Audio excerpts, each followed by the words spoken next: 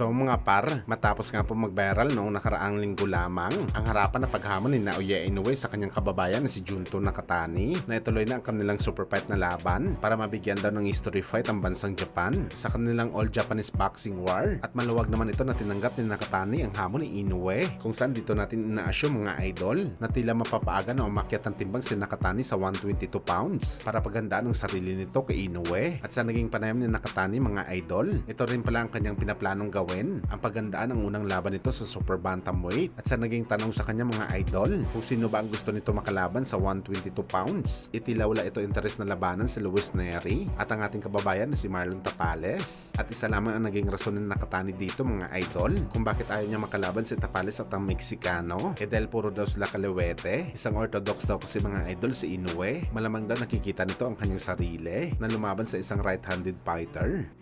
Samantala dahil nga sa mga sinabi ni Nakatani mga idol, itila unti-unti naman nagkakatotoo ang mga sinabi natin dati. Hindi naman accurate pero close lang na pwede mapalaban si Junto Nakatani sa angas ng Pinas General Casimero bilang kanyang tune-up fight sa Super Bantamweight Division. Dahil palagay natin mga idol, may katangian si Inoue na meron si Casimero, lalo na sa height at lakas ng suntok nito sa bakbakan. Mahirap naman itapat si Sam Goodman kay Nakatani. Una mga idol, hindi naman gano'ng kalakasan si Goodman at teknikal ang galawan nito. Malayo ito kay Inoue. Napalagay natin mga idol siya ang magiging agresibo sa laban nito kay Nakatani dahil siya ang maliit sa kanilang dalawa. Kaya swak talaga si Casimero sa description natin mga idol. Bagamat kagaya naman sa sinasabi ng iba mga boss, walang kasiguraduhan ng makakalaban ni Nakatani si Casimero dahil wala naman itong promoter na handa magreto at mag-endorse sa kanya para ipalaban kay Nakatani. Ang malapit sa luwag pa rin mga idol ang posibleng piliin ng kampo ni Nakatani. Kaya abangan natin ito mga idol.